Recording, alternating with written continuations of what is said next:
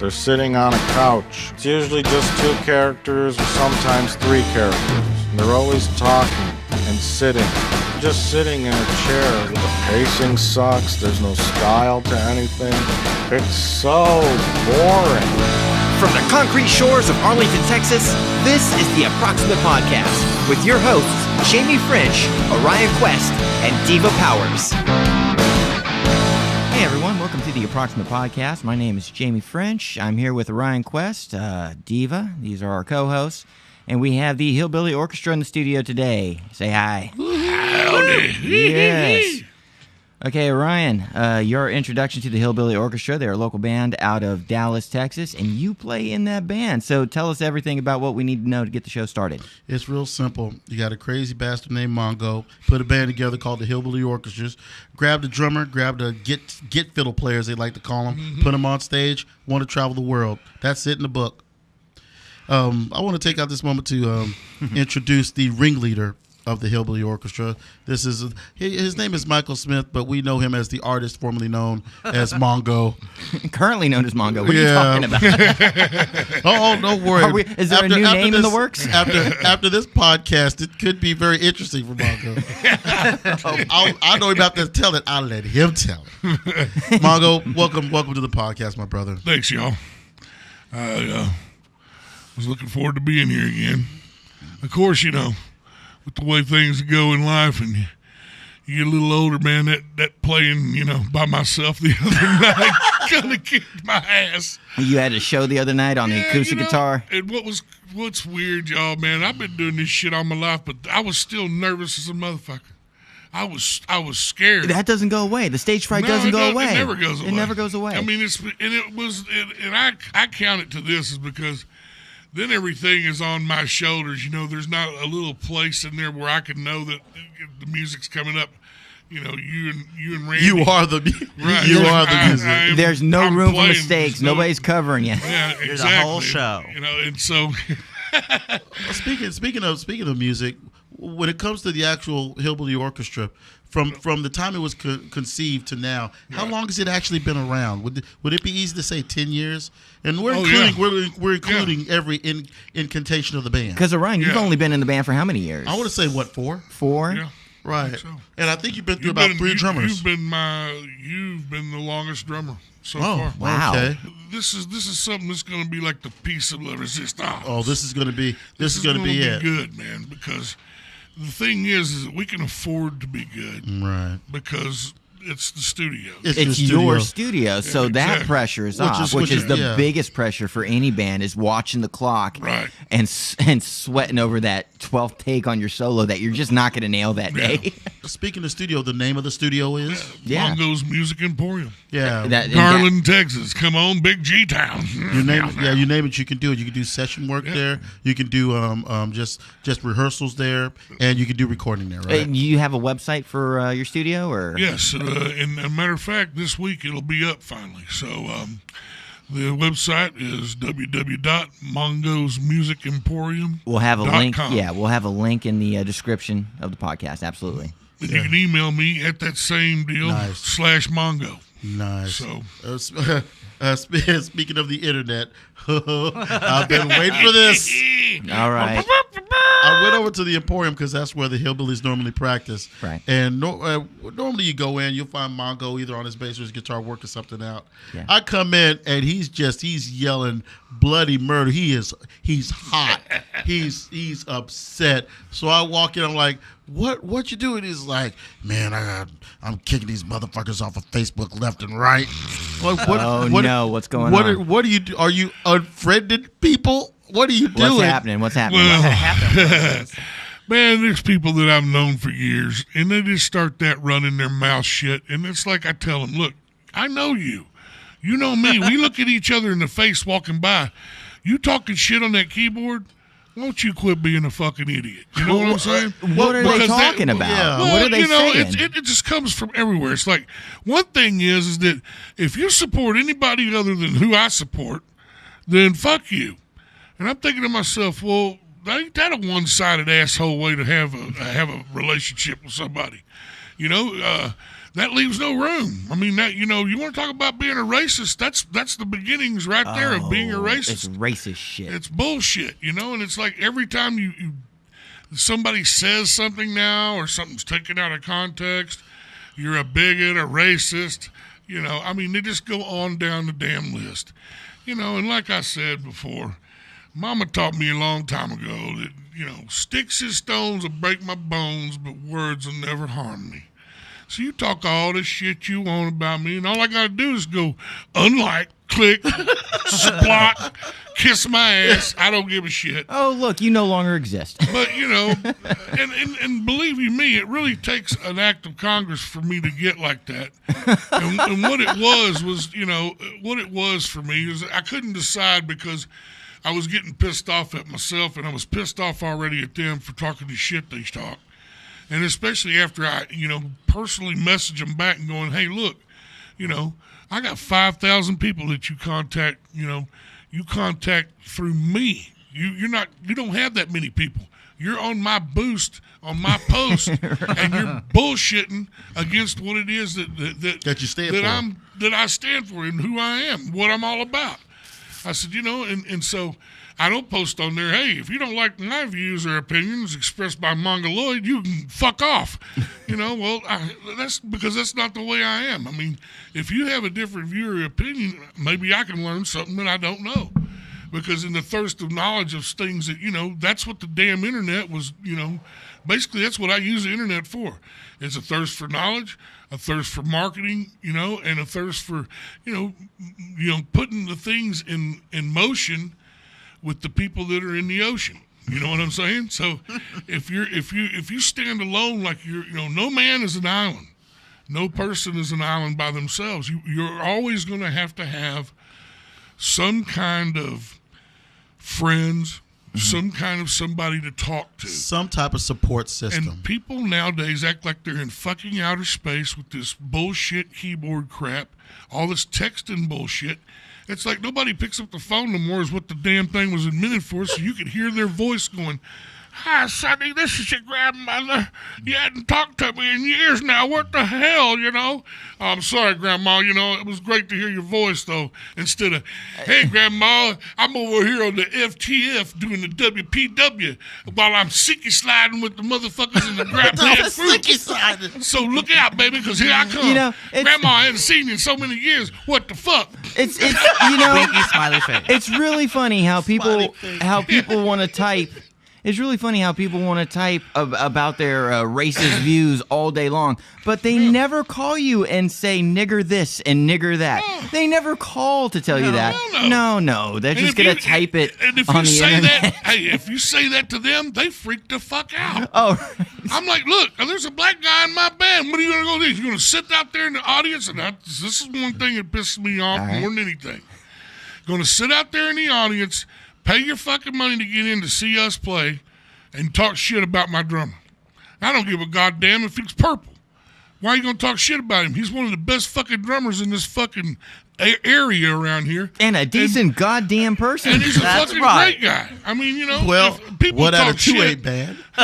People talk shit about my brother. Yeah. Naturally, I'm going to say something. Absolutely. So when I said something about it, and, then I get this, oh, you're a nigga lover and all this shit. I said, well, yeah, I'm a brother lover. I'm a sister lover. I'm a mother lover. I'm a cousin lover. I love all my people. And when I said that, then I was called a racist. You were called a racist? For saying that shit. I'm like, dude, do you not understand? Exactly. How does that work? I'm telling you, it's that ass backwards thinking. I could tell you a lot of fucked up, weird fucking shit that made me think in other ways. But there was a lot of things that steered me into the right way of thinking, and that is to love, people like you want to be loved in return. If you don't want to hear that foul mouth out of your, that's what my grandmother used to tell me. You don't want to hear my foul mouth? I don't want to hear yours either. Yes, ma'am. Absolutely. I wasn't going to go over there and go, what the fuck, Grandma? Where's my goddamn vittles at? I fuck your ass up, bitch. Vittles? I mean, I ain't never ever talked to my mama or my grandma or any woman that I could ever really think of besides maybe an ex-wife. And that's only because she had it coming to her, damn it. No. Ex-wives are fair game. No, well, man, I had to apologize for that too because I'd felt bad. And that was one thing that I felt that might have been the thing that was standing in the way of us being friends still. But, those kind of things nowadays are all centered around this Facebook-type relationships that everybody carries around with them. And it's like a pure, just like it says, Facebook. It's meaningless. Purely facial and facade. And I love people, and I know deep down inside that the people that have been offended or that offended me, I mean, I know a guy on there that I blocked. I've known him most of my life. And he's a hero to me, man, but he was just talking shit, man. I mean, on Facebook. Okay, so this kind of this brings up a thing that I don't know that I have an answer for it, but let's see if we can get down to the nitty gritty of it. Yeah. See, when you have people that talk a lot of hate, they're on the Facebook, they're on the Twitter, and they're just vitriolic, and they're angry people. But you know those people in real life, and you know that in their day-to-day life, they're actually, they're cool. You'd hang out with them. But when you put them in front of a keyboard, it all goes south, and they wind up being the worst people on earth. And you hate them for their misunderstanding of other races, other cultures, other people, and you are angry at them because you know they misunderstand. Brings up this. Of course we can block and delete and get rid of that and just get it out of our Facebook timelines and stuff. And that's the easy way out. That's just getting rid of people. But would it not be even more magnanimous of us to, that's your $10 word, SAT stuff, to realize that their hate is also being misunderstood from us? We know them. This is hypothetical. We know them in day-to-day life as being okay people in the real world, but they're shitty online. Instead of deleting them, you can't argue with them online. But you can't change a person's mind online with a keyboard. You can't. But would it not be better to take the extra initiative and the extra step to meet them in real life and talk about the way they're acting online to maybe help them out so they're not so much that way online? Because, I mean, being online, it's the thing is, the problem is people get online and they're hateful because they have the illusion that they're anonymous. Exactly. But they're posting shit on your timeline and you know them. So they're not. So it's crazy coming from them. It's crazy stuff, but they're not only spreading their hate to a bunch of strangers, and that's what makes them feel safe about saying hateful stuff, but they're also putting it on your personal timeline, and they know you know them. Yeah. And I think they don't even think about that. They don't even think about that. That's the crazy thing about hate. Hate is a blinding thing. Right. If you know I hate to go all Yoda on people, but all the true core emotions are blinding emotions. Love is a blinding emotion. Hate is a blinding emotion. Anger. Fear is a blinding emotion. Anger is a blinding emotion. And hate's the worst, because by the time you're done, here's the thing about hate. Here's why people are hateful online and say stuff thinking that there's not going to be any consequences. And usually it's people, and I don't mean to get psychological on you. No, it's not about generalizing. This is true 10 times out of 10. The people that are hateful because they have a dopamine deficiency, which means they are looking for the easiest way possible to be happy and get a high, and they're stimulated in their head.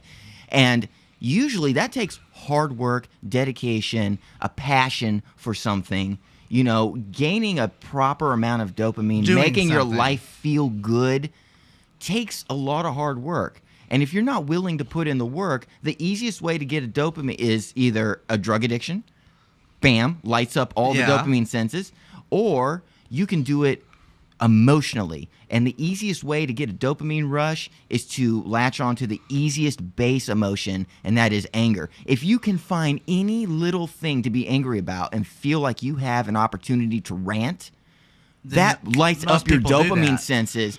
And people that are angry and racist and hateful online I don't necessarily know that they're really that hateful. Again, you know these people in real life. You know in day-to-day life, they're not that bad. But they're using the internet the same way people use porn for a dopamine rush. But instead of jerking off, they're saying, nobody's going to fuck with me. I'm just going to say something hateful. Oh, man.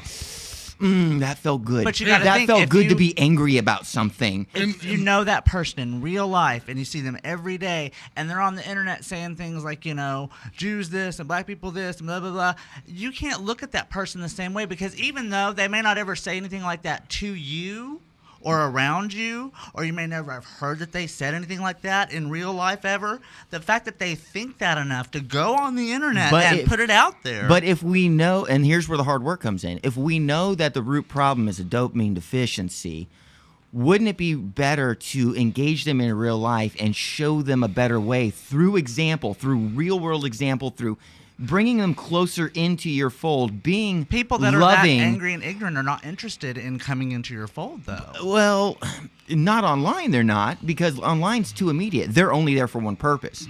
But if you engage them in real life, if you take the time out of your day, and that's the hard part, is taking the time out of your day to go and engage with these people and bring them to a more positive place, you might see it takes time, it takes work, it takes effort, but you eventually might see them not being such a fucking douchebag online because you've introduced them into better ways of living that you can prop them up through positivity. Well, I don't mean to sound like a goddamn hippie. You can raise some people up, I guess, but I mean, most people that are horrible and hateful like that, even if you know them and they're nice people, at their core, they're horrible, hateful people. And they've got to work that out on their own selves, on their own level. I don't know that that's true. I don't know that people are inherently horrible. Sociopaths, sure. Psychopaths, sure. If you're going to go on the internet, though, and say certain things. But there are certain people that are simply just misguided or don't have enough life experience that maybe deserve a chance but still makes to not be horrible, hateful, though. And nobody's reaching out to them.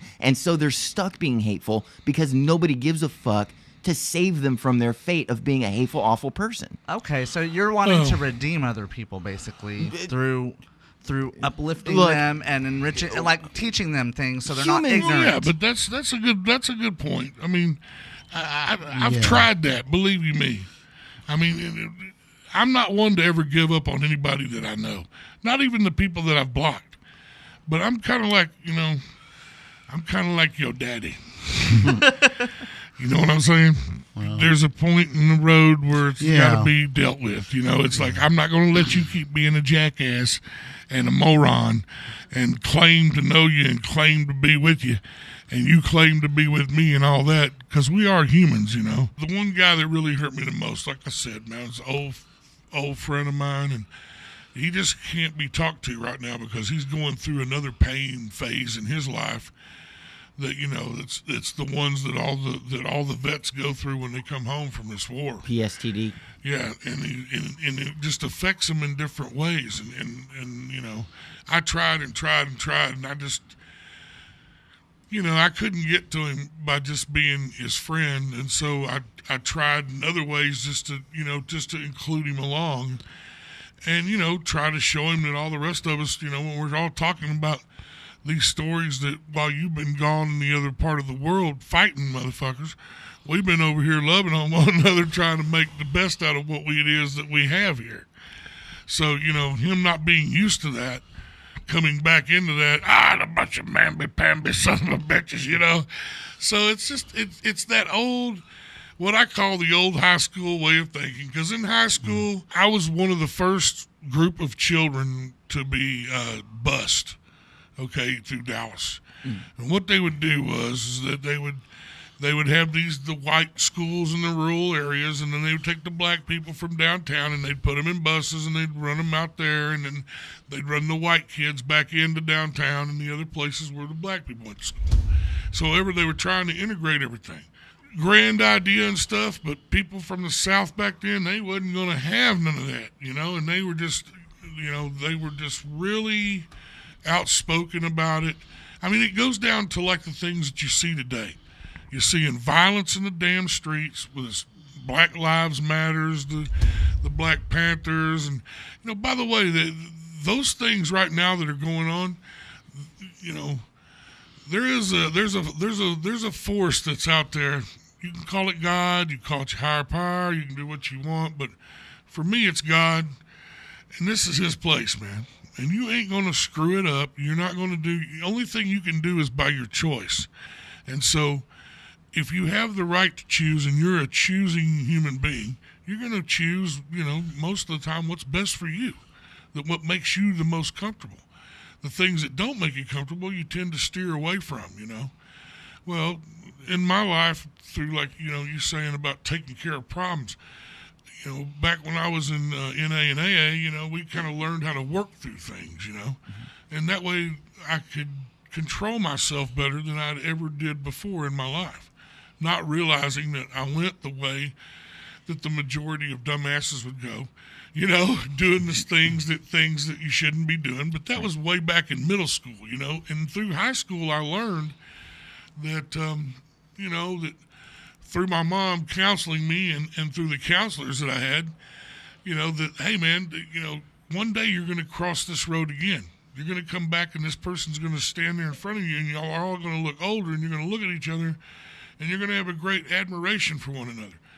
If you'd have told me that back then, I wouldn't have believed you because they said that, you know, and I'm like, I'm a rock star and I give a shit anyway. You know what I mean? Mm-hmm. So it was like, you know, coming down to all that to where it is nowadays, it really breaks my heart every day when I wake up right now and go on the internet and see everybody just at odds with one another. But then it also makes me grateful because it's enlightening to know that after all this time, everybody's starting to wake the fuck up. You know, this brings me to a point that I was just about to mention. I think the internet is a beautiful double-edged sword. It's the one place where everybody is now kind of acclimated to all the other cultures and people and experience in this world. There's a deluge of information that you are presented with, and it forces you to see other people and other experiences as valid. That's the great part about it. We can learn. We can learn to be better. We can learn to love. We can learn to appreciate and expand on our own experiences by proxy of other people. Just because now we have that information, and it's forced on us in the best possible sense. Yes. The bad side of that double-edged sword is that it is a place of relative anonymity, and if you do have something hateful to say, if you are trying to just get a buzz off of being hateful because that's your only option in life, because you are not surrounded by good people, you're not necessarily a sociopath or a psychopath, but the only way you can get off is by being hateful. It allows for that too. Here's the wonderful thing, and why I'm not so pessimistic about that double-edged sword, why I don't think the hate's going to win out. It's because look at where we are. You'll hear a lot of people say, and these are the people that are looking to get off on anger, that, man, times are so fucking hard, man. There's fucking violence everywhere, and the world is shit, and oh my God, the economy, and this and that. But if you take a step back, have a little perspective, and look at where we are today as a species, and compare it to any decade prior to this, any century prior to this. Well, shoot, just living in America. Even. We are living the best life overall that any species, that any era of humans has ever lived in. And the things that people are mainly complaining about are real not world issues. Today, in 2016, I'm living in a one-bedroom apartment surrounded by every comfort you can imagine. I got a refrigerator full of food. I have air conditioning. I have friends. I have things to occupy my time. I have goals. And wine. I have, and I live below the poverty line, and I live like a king compared to just 100 years ago. To even rich people, if you took a Rockefeller in 1910 and magically through a time machine brought him to my stupid little shitty apartment, He'd be like, "Oh my god!" it would blow up his brain. Mm-hmm. Things ain't that bad, and I'm saying that as a low totem pole piece of shit. But that takes perspective, and that's a thing that a lot of folks do not have the capability to do. It will happen. It will happen. If it wasn't the case, if we weren't progressing forward, I wouldn't be able to say this. But things are pretty okay. Even if you feel kind of low, things are still pretty okay. But it's up to the people that have that perspective to march us forward. If you are not a negative Nancy, it's not only your job to enjoy your life, but to remind people that things ain't so bad and that we are moving forward. You reinforce the positive. And eventually, it will take a while. It not only will it take a while, but you'll never get rid of negative Stupid aspects of people. And not even stupid. I don't even want to shame stupid people. It's fun for a joke. And I'll always goof on stupid. That's great humor. But in real life, when you're actually on the street dealing with people, I can't even fault stupid people, because as somebody that knows better, it's my responsibility to help, not to save. I'm not Superman, but God damn it, if I can take care of myself and I got a little bit of extra time, I'm doing my fellow man a disservice by not trying to help other people.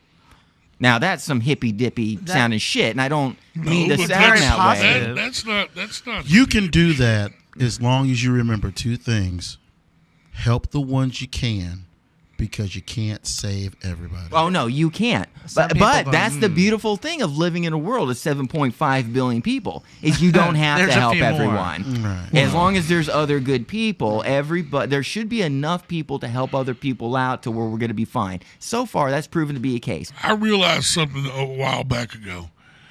You may not be able to change the world, but you can change your part of it. Absolutely, and that's all that's really required. And that's all. That's all. It's because it's the cumulative effort of everybody changing what they can, and the entire whole becomes good. And so, But that takes and hope say and that positivity. It's for the few people that you can care about, and that's all your job requires. But it means I have to do stuff and be positive. Oh, I know. I don't want to. I know that's hard. difficult for you. It is. the bleeding heart. Stay with us, Diva. Stay with us. I'll try. Hold the course, Diva. Hold the course. Do you need a Snickers? It really satisfies. Snickers. does. Snickers is going to be a Sponsored. Snickers be a sponsor. They're never going to be a sponsor. We have 10 minutes. Put us on a subject so we can rock this thing out. Oh, I got a subject for you. We need to talk about the other woman in boy. Mongo's life. Oh, personal love stories. Yes, this juicy. How could I just walk away from you? All right. Okay.